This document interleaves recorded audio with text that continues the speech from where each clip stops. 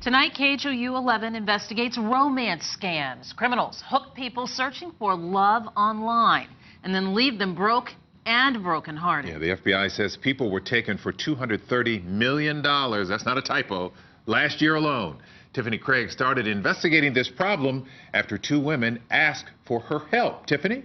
Guys, the two women weren't looking for help for themselves, but for their nephew. It turns out he was in over his head after falling in love online, and it was all just a scam. Lots of money, a beautiful woman, and a promising future. That's what keeps Greg Davis going. I met the girl on Match.com. And she's a knockout from Chicago. Says her name's Malachi, but we don't know for sure, so we're not showing her face. She seems just as smitten with him. She pursued me too, so it's like I thought, oh, okay, this is it. This is how it works. Their online romance quickly graduates to emails, phone calls, and oh so many revealing photographs. Eventually, something else pops up in Greg's email, a will, saying Malachi has inheritance money overseas.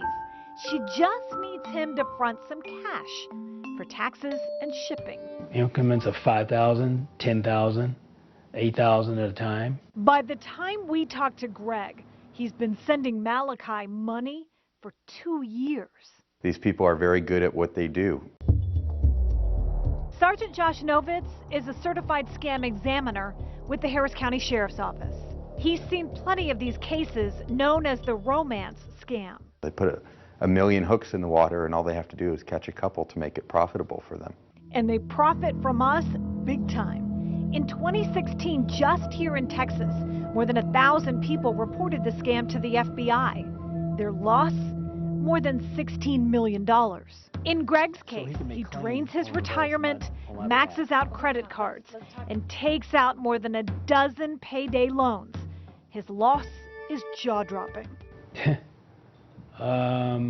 Probably 70. $70,000? Close to 80.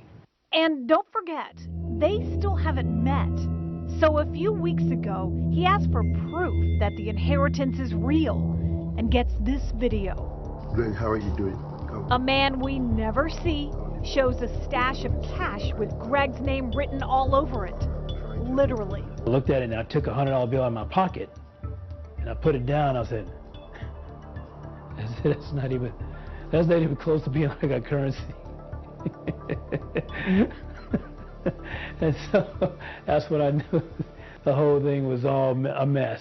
You laugh so you don't cry? Yeah, I do. Nearly $80,000 later, Greg finally realizes he's been scammed. This is really hard for you, isn't it? Yeah, because I feel it's kind of stupid. As for that mystery woman, she could be anyone, anywhere. But the images match what we find on a Facebook page for a Colombian porn star.